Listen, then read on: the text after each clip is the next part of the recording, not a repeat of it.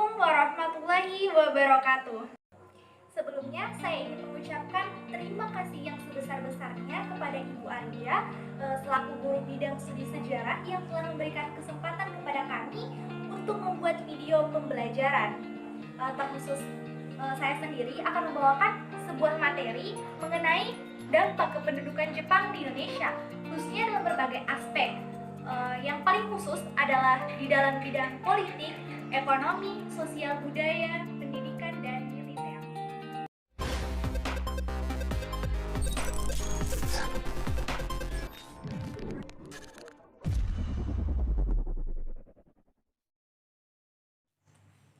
Jadi, teman-teman tahu tidak kalau kependudukan Jepang di Indonesia sangat berdampak besar loh terhadap kehidupan bangsa kita ini, yaitu bangsa Indonesia.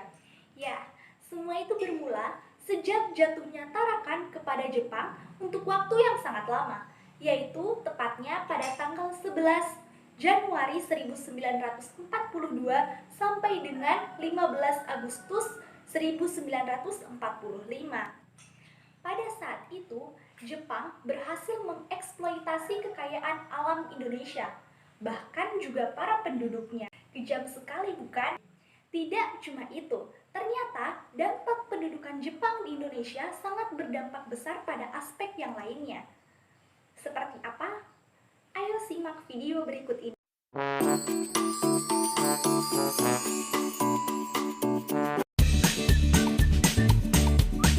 Yang pertama, pada bidang ekonomi. Sistem ekonomi yang diterapkan pada masa pendudukan Jepang ialah sistem ekonomi perang. Jadi, apa itu sistem ekonomi perang? Jadi, sistem ekonomi perang adalah sistem ekonomi yang mempunyai ciri-ciri bercorak perang, yaitu ketika adanya pengaturan, pembatasan, dan pengawasan faktor-faktor produksi oleh pemerintah militer. Adapun kebijakannya meliputi 3 hal. Yang pertama, menyita aset-aset ekonomi yang penting. Banyak lahan pertanian yang terbengkalai karena pada saat itu difokuskan untuk ekonomi dan industri perang. 2. Adanya kebijakan self-sufficiency, sehingga terputusnya ekonomi antar daerah, ya, pengawasan yang ketat dalam bidang ekonomi. Jepang melakukan pengawasan ekonomi dengan menerapkan sanksi yang berat. 2. Bidang politik. Yang pertama, golongan Islam lebih diberikan kesempatan dibandingkan dengan kaum nasionalis. Contohnya adalah Majelis Islam A'la Indonesia yang pada November pada tahun 1943 atau yang biasa disingkat dengan MIAI digantikan dengan Majelis Syuro Muslimin Indonesia atau yang biasa disingkat dengan Masyumi.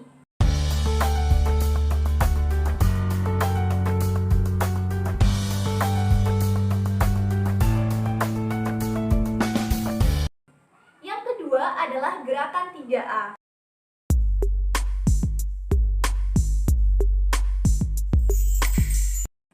Yang ketiga adalah Pusat Tenaga Rakyat atau yang biasa disingkat dengan PUTRA.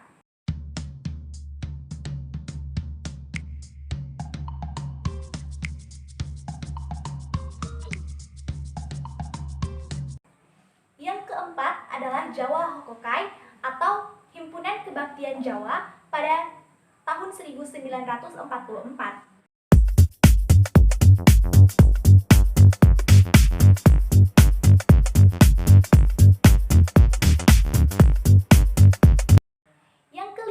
Adalah Badan Pertimbangan Pusat atau Chuo Sangiin pada tanggal 1 Agustus 1943.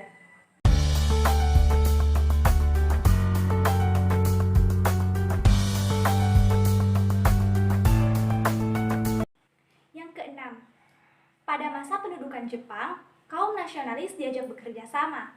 Hal ini dikarenakan Jepang banyak membebaskan para pemimpin nasionalis Indonesia dari penjara, seperti Soekarno dan Hatta. Namun, ada pula yang bersifat non-kooperatif dengan pemerintah Jepang. Contohnya seperti Sultan Syahrir dan Cipto Mangunkusumo. Yang ketujuh, adanya undang-undang yang dikeluarkan oleh pemerintah Jepang dalam bidang politik sebagai berikut.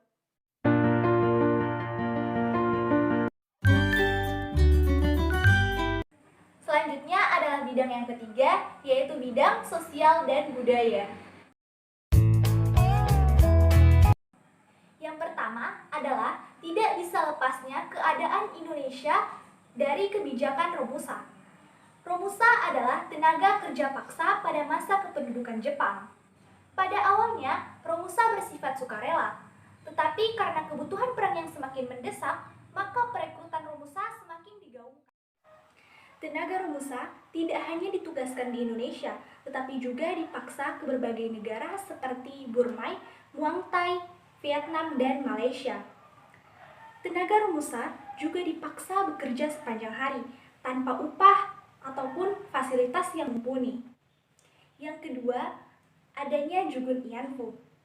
Jugun Ianfu ialah tenaga kerja perempuan dari berbagai Asia seperti Indonesia, Cina, dan Korea untuk dijadikan wanita penghibur. Adanya Jugun Ianfu membuat para perempuan Indonesia menderita kekerasan fisik maupun psikis. Setidaknya terdapat kurang lebih 200.000 perempuan Asia yang menjadi Jugun Ianfu selama masa Perang Asia Timur Raya. Yang ketiga, pada masa Jepang, sistem sosial menempatkan Indonesia berada di golongan teratas di bawah Eropa dan Timur Asia. Selanjutnya pada bidang budaya. Yang pertama, pada bidang budaya, pemerintah Jepang menerapkan nilai-nilai Jepang seperti seikere. Seikere adalah tindakan yang dilakukan dengan membungkukkan punggung dalam-dalam sebagai simbol penghormatan terhadap kaisar. Kebiasaan seikere mendapatkan penolakan dan perlawanan seperti perlawanan di Tasikmalaya, Jawa Barat pada tahun 1944. Kedua, pengaruh budaya Jepang memang bisa diamati melalui film-film, lagu, dan drama yang memang dijadikan sebagai media propaganda Jepang. Yang ketiga, pemerintah Jepang juga mendirikan sebuah pusat kebudayaan yaitu Keimen Bunkei Shidoso. Yang keempat, buku dan karya sastra yang sejalan dengan propaganda Jepang dibiarkan terus berkembang. Contohnya seperti buku Cinta Tanah Air karangan Nur Sultan Iskandar, Palawija karangan Karim Halim, dan Angin Fuji karangan Usmar Ismail. Selanjutnya adalah pada bidang pendidikan. Yang pertama, pada masa pendudukan Jepang, setiap lapisan masyarakat Indonesia bisa mendapatkan akses pendidikan. Artinya, tidak ada lagi yang namanya diskriminasi pendidikan. Yang kedua, bahasa Indonesia diperbolehkan dan dijadikan sebagai bahasa pengantar. Tujuan diperbolehkannya penggunaan bahasa Indonesia pada masa pendudukan Jepang ialah agar tertarik pada pemerintahan Jepang dan juga untuk mendapatkan dukungan langsung dari bangsa Indonesia. Selain itu, pada masa pendudukan Jepang, bahasa Indonesia juga dijadikan sebagai mata pelajaran wajib. Yang ketiga, jumlah sekolah pada masa pendudukan Jepang menurun drastis. Tercatat terdapat 21.500 sekolah yang menurun menjadi 13.500 sekolah. Artinya terdapat penurunan sebesar 8.000 sekolah. Yang keempat, pembaharuan kurikulum dan struktur pendidikan. Pembaharuan kurikulum dan struktur pendidikan pada masa pendudukan Jepang ialah difokuskan pada kebutuhan perang dan juga militerisme pada saat itu. Adapun sistem pendidikan dan pembaharuan kurikulumnya seperti SD 6 tahun, SMP 3 tahun, SMA 3 tahun, dan juga sekolah guru yang rentang waktunya bisa bervariasi, yaitu 2, 4, atau 6 tahun.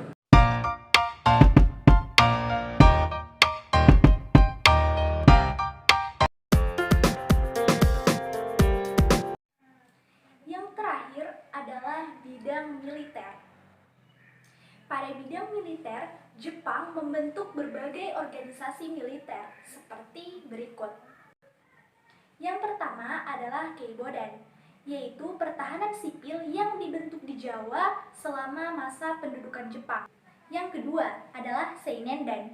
Seinendan adalah sebuah korps semi militer yang dibentuk di Jawa pada tanggal 29 April 1943 yang digunakan untuk memobilisasi anak-anak muda yang berusia 14 sampai 25 tahun. Yang ketiga yaitu Heiho, yaitu sebuah kesatuan militer yang direkrut untuk melaksanakan tugas militer. Yang keempat, PETA atau Pembela Tanah Air, yaitu organisasi yang dibentuk pada Oktober tahun 1943. Yang kelima yaitu Gyugun.